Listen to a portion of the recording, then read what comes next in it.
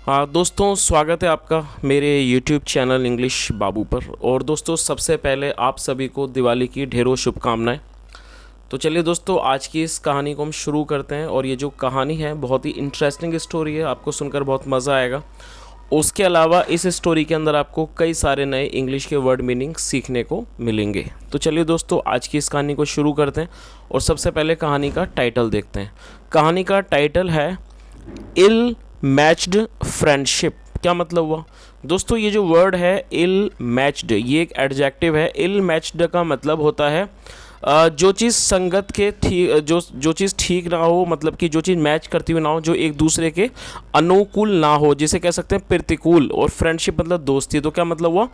प्रतिकूल दोस्ती। तो दोस्तों, ये आज की इस कहानी का टाइटल है, शीर्षक है। और अब मैं से पढ़ना शुरू करता हूँ। आपसे रिक्वेस्ट है आप इसे बिल्कुल ध्यान से सुने, और यदि आपको कोई नया वर्ड मिले तो आप उसे ज़रूर नोट भी करें। तो चलिए इसको शुरू करते हैं।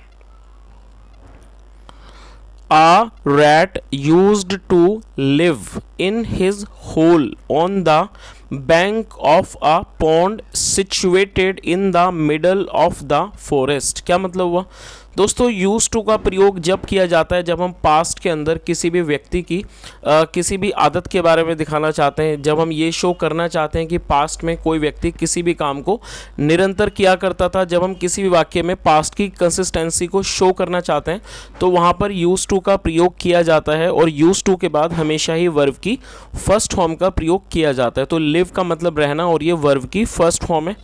तो इसका क्या मतलब हुआ? आ रैट, एक चूहा, यूज टू लिव, रहा करता था, इन हिज होल, अपने बिल में, ऑन द बैंक, बैंक का मतलब किनारे पर, किनारा, ऑन द बैंक मतलब किनारे पर, ऑफ ए पॉन्ड, एक तालाब के किनारे पर, सिचुएटेड, सिचुएटेड मतलब स्थित होना, जो कि स्थित था, in the middle of the forest, middle मतलब बीच, इन द मिडल मतलब बीच में, ऑफ द फॉरेस्ट जंगल के बीच में।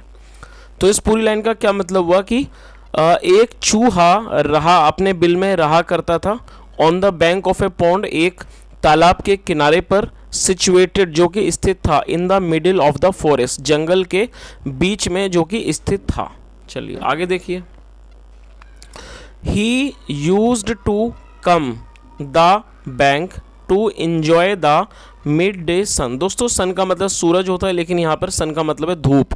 धूप को भी सन कहा जाता है, और मिड डे सन का मतलब होता है दोपहर की धूप। तो इस लाइन का क्या मतलब हुआ?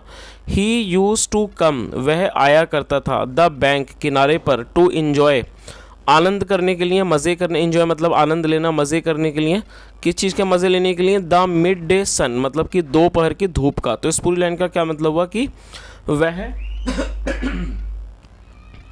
आया करता था किनारे पर, वह बैंक पर मतलब किनारे पर आया करता था, जो दिन की धूप होती है उसका आनंद लेने के लिए, उसके मज़े लेने के लिए। चलिए आगे देखिए। वंस, एक बार, इट स्करीड अराउंड, स्करी का मतलब होता है तेज़ तेज़ चलना, भागना, दौड़ना, उसे स्करी कहते हैं। और ये सेकंड फॉर्म है। वंस, एक बार, इट स्करीड अराउंड, वह तेज़ तेज़ चल रहा था या भाग रहा था, and came across a frog, और वो एक फ्रॉग के संपर्क में आया, मतलब उसका सामना हुआ। फ्रॉग मतलब मेंढक, और वो एक मेंढक के संपर्क में आया। कम क्रॉस का मतलब होता है संपर्क में आना, और केम अक्रॉस सेकंड फॉर्म है। तो क्या मतलब है? जब वो एक बार तेज तेज चल रहा था आसपास, अराउंड मतलब आसपास, तब वह एक क्या हुआ? एक फ्रॉग के मतलब एक मेंढक के संपर्क में आया।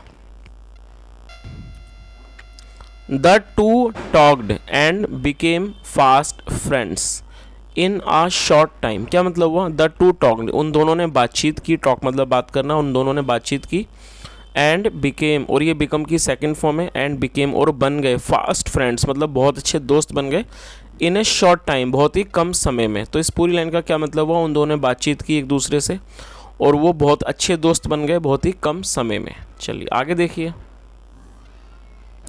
But this friendship was ill suited. Ill suited का मतलब होता है जो एक दूसरे के लिए अनुकूल ना हो, प्रतिकूल। क्या मतलब हुआ? लेकिन this friendship was ill suited, ये जो मित्रता थी वो क्या थी? प्रतिकूल थी, मतलब वो एक दूसरे के लिए अनुकूल नहीं थी। बिकॉज, क्योंकि, the frog was a water creature, जो फ्रॉग था, जो मेंढक था, क्या था? क्योंकि जो फ्रॉग था, मेंढक था, वॉज ए वाटर क्रिएचर, वो एक पानी वाला प्राणी था, पानी का प्राणी था, एंड और द रैट और जो चूहा था वॉज लैंड क्रिएचर और वो एक ज़मीन का प्राणी था, मतलब भूमि का, ज़मीन पर रहने वाला प्राणी था। It did not ogre well, ogre का मतलब ये इसे नाउन भी है वर्ब भी है, इसका मतलब होता है परिणाम होना। तो इस लाइन का क्या मतलब हुआ, it did not ogre well, इसका परिणाम अच्छा नहीं हुआ, या कह सकते हैं इसका दुष्परिणाम हुआ। चलिए आगे देखिए। वन डे, एक दिन, द फ्रॉग सजेस्टेड, सजेस्ट करने का मतलब होता है किसी भी बात का सुझाव देना, उसे सजेस्ट कहा जाता है। और दोस्तों एक नाम आपने सुना होगा सजेशन, वो एक नाउन है। सजेशन का मतलब होता है सुझाव या फिर सलाह, वो एक नाउन है। और सजेस्ट एक वर्ब है, और ये सजेस्ट की सेकंड फॉर्म है सजेस्टेड। तो इस लाइन का क्या मतलब हुआ, वन डे, एक दिन, द फ्रॉग सजेस्टेड, मेंढक ने सलाह दी या सुझाव दिया। कम फ्रेंड, दोस्त आओ, let's tie one end of a rope each to our bodies to solemnise our friendship. क्या मतलब हुआ, कम फ्रेंड मतलब दोस्त आओ, लेट्स टाई मतलब कि आओ बांध लें, टाई मतलब बांध लें, वन एंड मतलब एक सिरा, ऑफ ए रोप एक रस्सी का, ईच टू आवर बॉडीज मतलब रस्सी का जो प्रत्येक एक सिरा है वो अपने शरीर से बांध लें। टू सोलोमनाइज, सोलोमनाइज का मतलब होता है विधि पूर्वक किसी चीज़ को पूरा करना, मतलब कि विधि पूर्वक पूरा करने के लिए, संपादित करने के लिए, आवर फ्रेंडशिप अपनी दोस्ती को। तो उसने क्या सलाह दी कि चलो दोस्त आओ और हम एक रस्सी लेते हैं और उस रस्सी से अपने अपने शरीर को, मतलब दोनों हिस्सों, दोनों सिरों को अपने अपने शरीर से बांध लेते हैं अपनी दोस्ती को पक्का करने के लिए, सोलमनाइज करने के लिए। सोलमनाइज का मतलब होता है विधि पूर्वक किसी भी कार्य को पक्का करना, जैसे कोई विवाह वगैरह किया जाता है तो उसे भी सोलमनाइज का प्रयोग किया जाता है। चलिए आगे देखिए। दैट वे, उस तरह से, we shall never get separated, separate का मतलब होता है अलग होना, दैट वे मतलब उस तरह से, we shall never get separated, हम कभी भी एक दूसरे से जुदा नहीं होंगे, हम एक दूसरे से कभी भी अलग नहीं होंगे। चलिए आगे देखिए। They tied the ends of a rope to their legs each, क्या मतलब हुआ, ये टाई की सेकंड फॉर्म है। टाइड मतलब उन्होंने बांध ली, द एंड्स मतलब जो सिरे थे, ऑफ ए रोप एक रस्सी के, टू देयर लेग्स ईच मतलब अपने अपनी अपनी टांगों से उन्होंने बांध ली। तो इस पूरी लाइन का क्या मतलब हुआ कि उन लोगों ने, दे मतलब वे लोग, उन्होंने मतलब कि रस्सी के जो सिरे थे वो अपनी अपनी टांगों से बांध लिए। There was no mishap on the bank, mishap का मतलब होता है किसी प्रकार की दुर्घटना, कोई उसे मिसहैप कहा जाता है। तो क्या मतलब हुआ, there was no mishap on the bank मतलब नदी पर कोई भी डर नहीं था, कोई भी किसी भी तरह की दुर्घटना वगैरह नहीं थी, या मतलब किनारे पर, बैंक पर मतलब कि किनारे पर किसी भी तरह की कोई समस्या नहीं थी, कोई भी दुर्घटना नहीं थी। बट लेकिन the pond was dangerous for the rat, dangerous मतलब होता है खतरनाक, लेकिन जो पॉन्ड था, तालाब था, वॉज डेंजरस वो खतरनाक था, फॉर द रैट चूहे के लिए।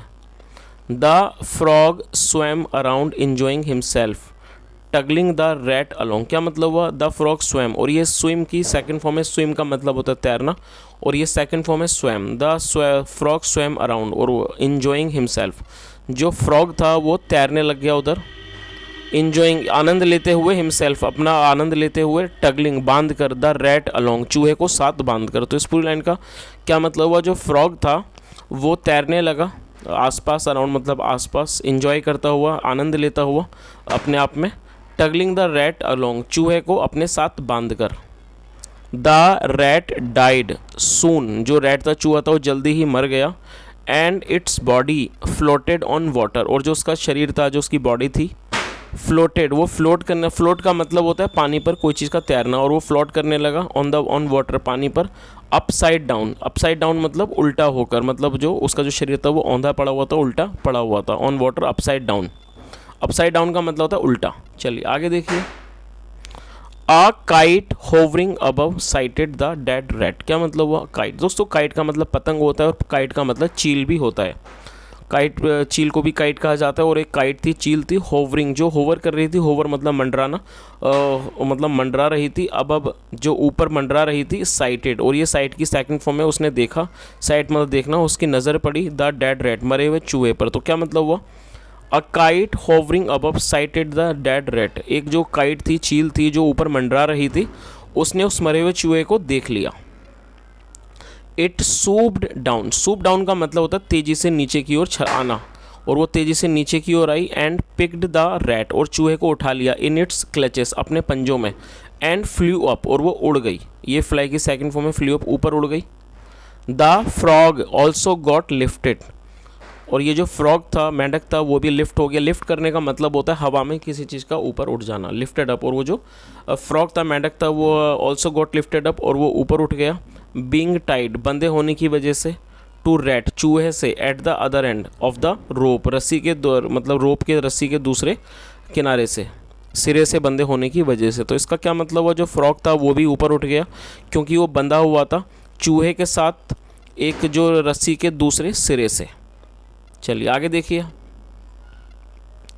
द काइट डिवोर्ड इट टू, दोस्तों डिवोर का मतलब होता है निगल जाना। जो काइट थी, जो ये चील थी, डिवोर्ड इट टू, उसने उसको भी निगल लिया। चलिए दोस्तों, अब इस कहानी का जो मॉरल है हम वो भी देख लेते हैं।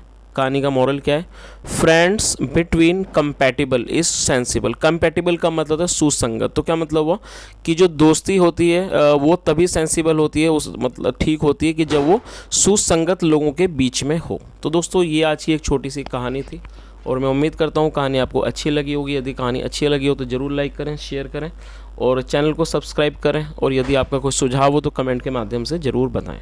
सुनने के लिए thank you so much. Have a nice day and bye.